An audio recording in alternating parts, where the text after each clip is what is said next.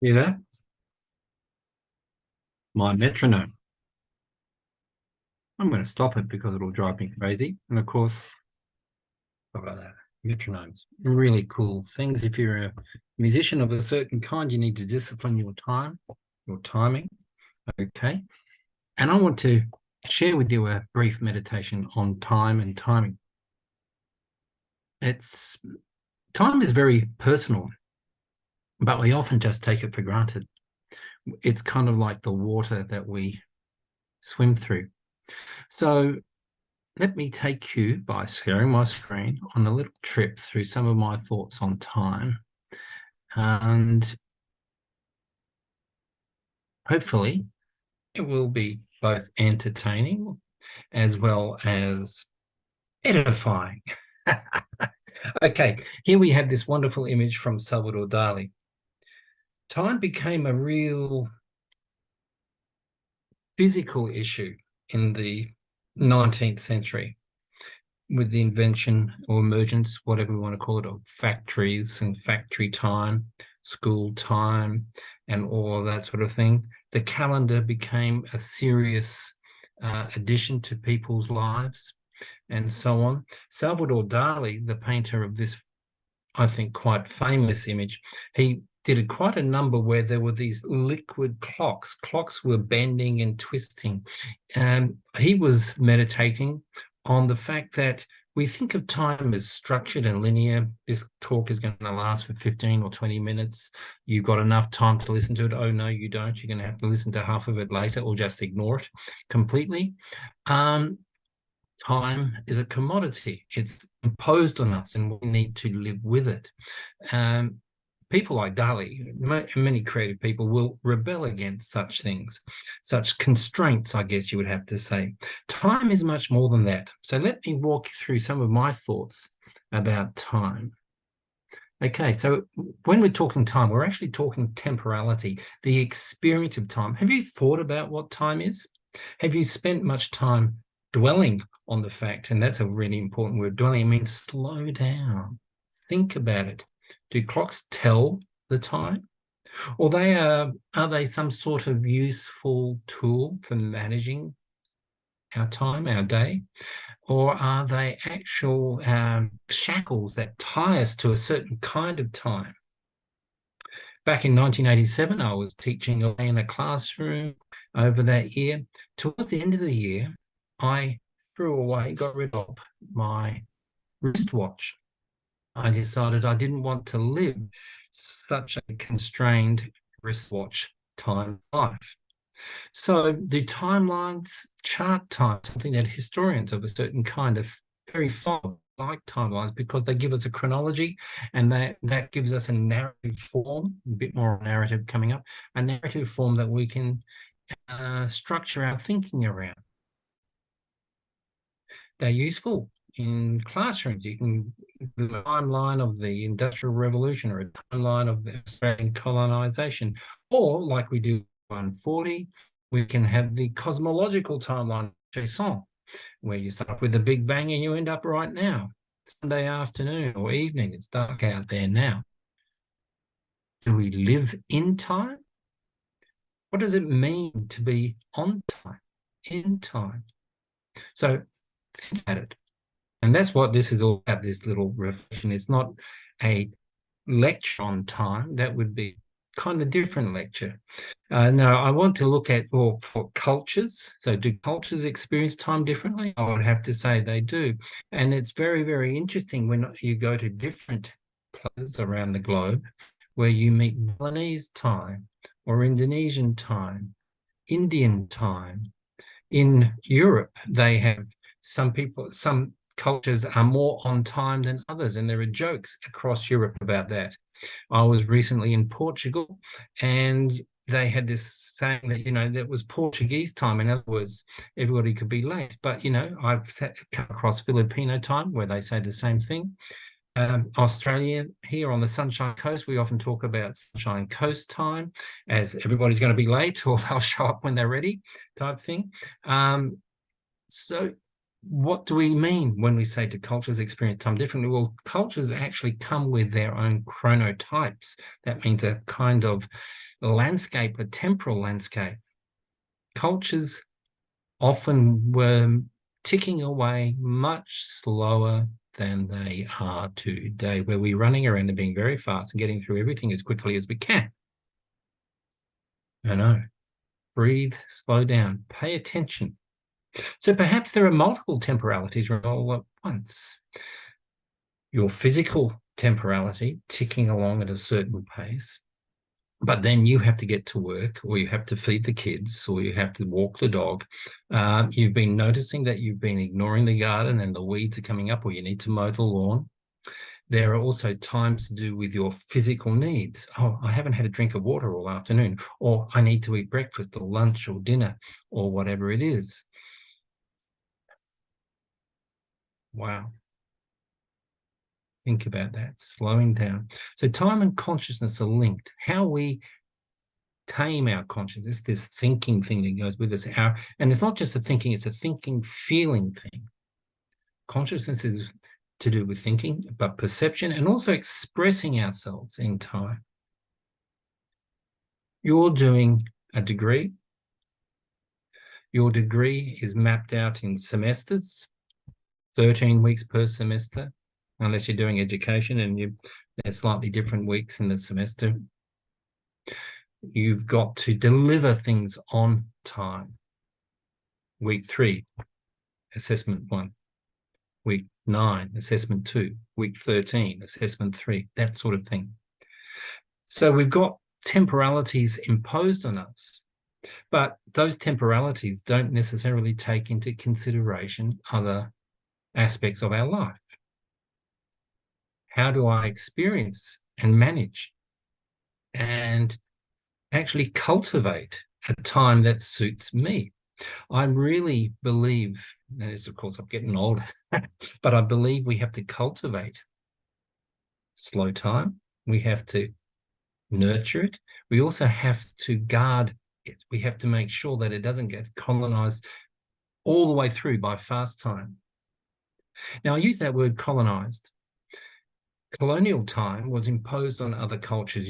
The European colonists, imperialists, brought a certain kind of European time to other cultures. Certainly, this is what happened to the Indigenous Australians, whose dream time suddenly became something mythic, something over there, something that didn't make sense to the particularly to the British colonists, who were very much driven by an Enlightenment sense of time as measures and so on. So I want to think about finitude. That's a beautiful word, and it's probably a word you haven't come across, but finitude is a sense of time, that in time, we are in time, and we are, I would say, being invited by time to reflect on our identities, but also the historical nature of our world, that's the temporalities of the past, but also of its implications for the future. Many of you would know that I write quite a lot, sorry, quite a lot about temporality and time and futures particularly. It really interests me. And I think the more you think about time and your experience of time, the more you can start to move into spaces which are more nurturing, kinder to you. I think there's a certain violence to modernist time or modernity time. Let's have a look at this, for instance. I'm a great believer in power poetry. Mary Oliver, who ran out of time recently, she died a few years back, a wonderful American poet. She said, look, next time, what I'd do is look at the earth before saying anything. I'd stop just before going into a house, an emperor for a minute, and listen better to the wind or to the air being still. When anyone talked to me, whether blame or praise or just passing time, I'd watch the face, how the mouth has to work, and see any strain, any sign of what lifted the voice. And for all, I'd know more, the earth bracing itself and soaring the air, finding every leaf and feather over forest and water, and for every person, the body glowing inside the clothes like a light. Meditative quality, slowing down, pay attention to what you're doing, pay attention to the readings that I or whoever it is, that's your course coordinators and so on, are giving you. Read and think it over, dwell, slow down. If you've got 10 things to read 2, but read them well. So the hummingbird, a wonderful, it's going to work. I hope it's going to work. That's what I set it up to do. Okay, maybe it's not going to work. I don't know. It's supposed to work. I didn't test it. Here we go.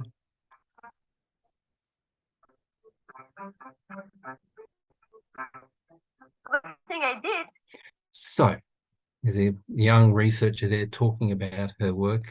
Not that you could hear it. I just wanted to capture that sense of the hummingbird. The hummingbird, one of those incredible birds that lives its life much faster than we do. Its whole metabolism is speeding along.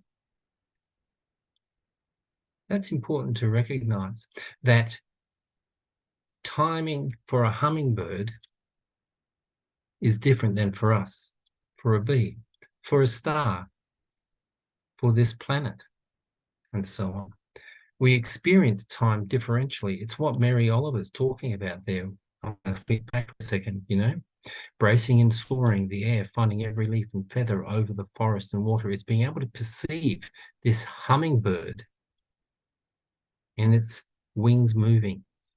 That slow motion, I deliberately, it took a while to find one that I could actually cut and use, but that slow motion clip of the hummingbirds moving at a slower time, a time that we can perceive.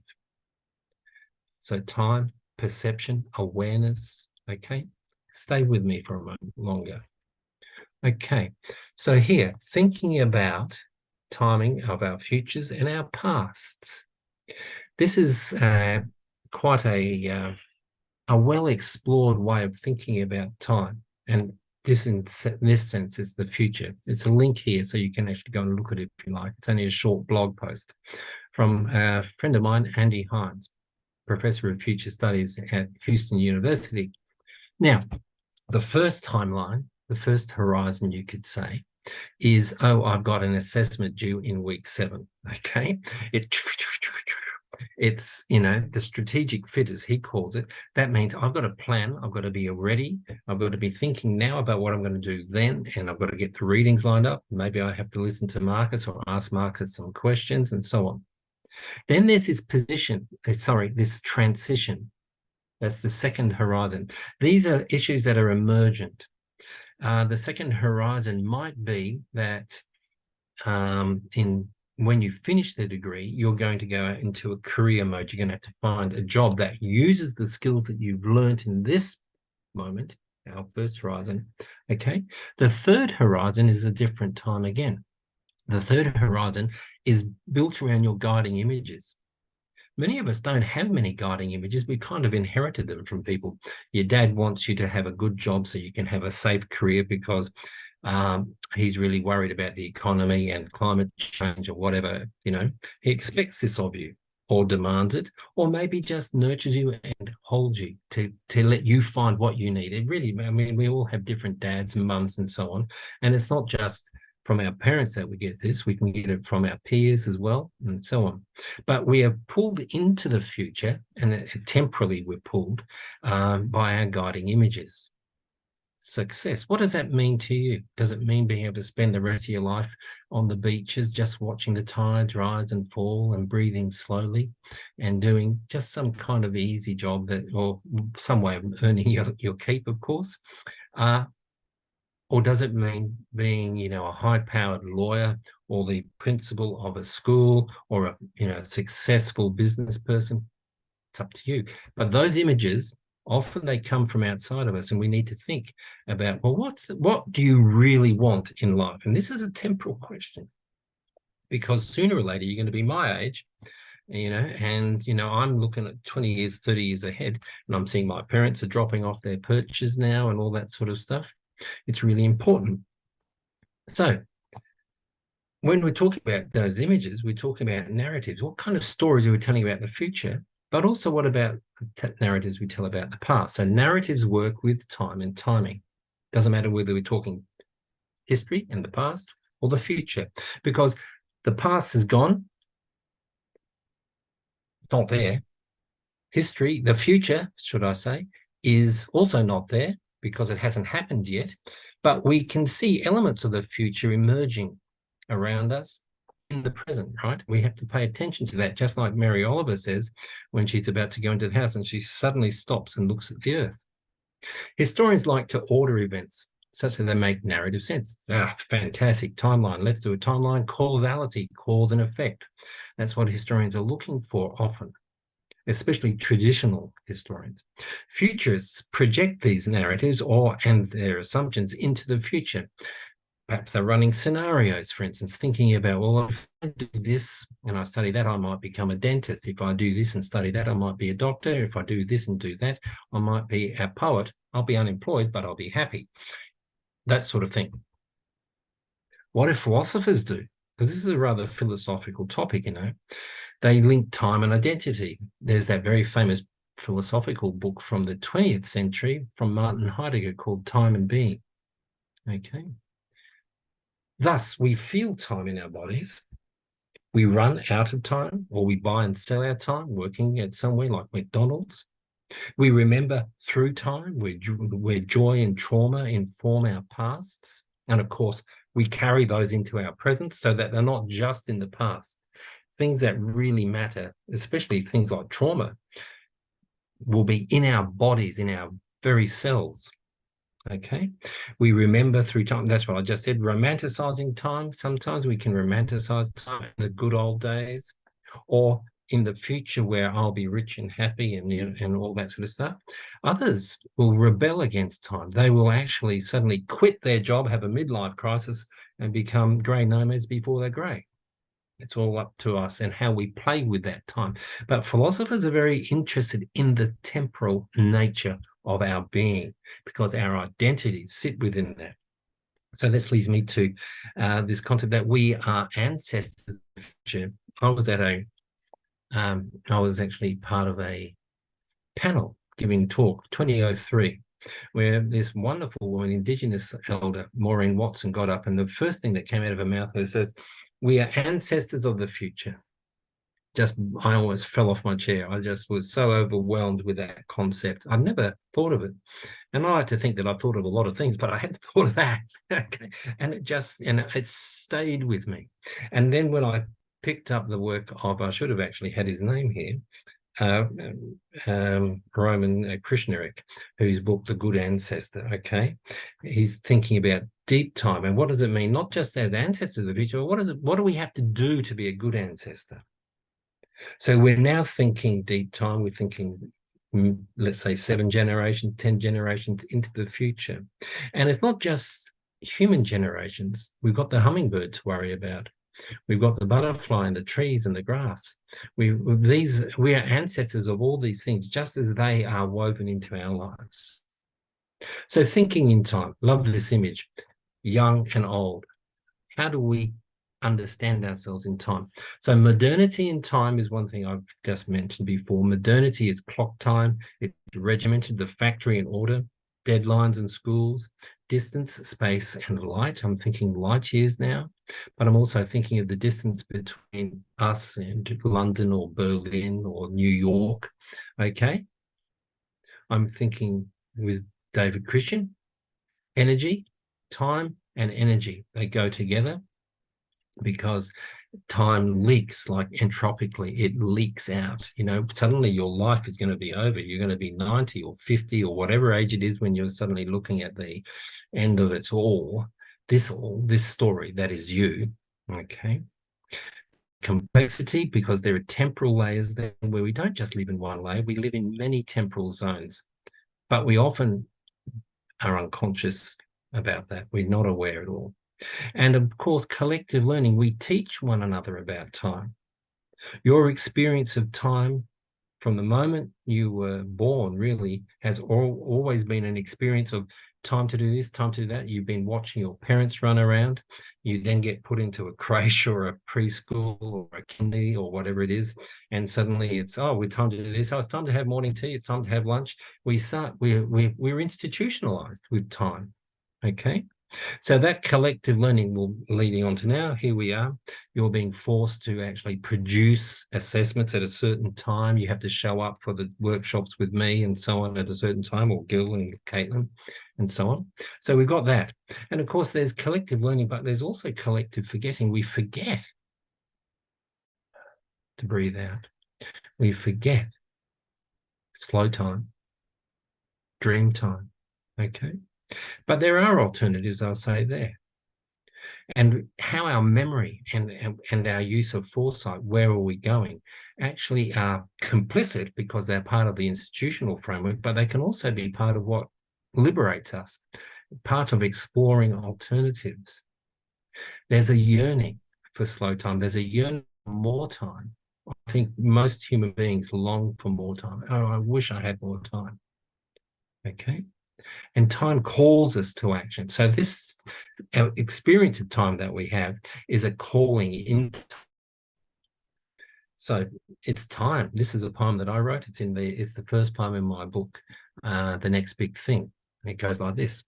I want to say it's time to get moving, but really we're always moving, along with atoms and stars and all that lies between. No, it's time to move in other directions, to grab the rudder from the feeble hands of fate, take control of this boat of being, throw off the weight of the past, to cherry pick it for what's best in us and always best beyond the stains and strains. It's time to ask what next when saying enough is futile. It's time to love and laugh more, and it's time to cry and grieve. It's time to take responsibility in all its forms. It's time to outlove the bad in all and see or seed the good. I am restless with this sense of timefulness of things, dwelling with that perpetual yearning that calls us all. Yet our compasses are skewed, so we need to recalibrate. It's time for sure, and in time, maybe we'll find out what for. Right now, I step back, stand up, playfully embrace this timely state. It's time to find new pathways to where we'd like to be before we're timed out, overcooked in the furnace of becoming. So, you want to know a bit more about my thinking of time? There's this article of mine, which is freely available to download. It's open source, so you can go there, or you can email me if you want to know more. We've run out of time. How's that? Okay, I will stop. I'm going to put this back on for a moment. Oh, it's hitting the tissue. See you later.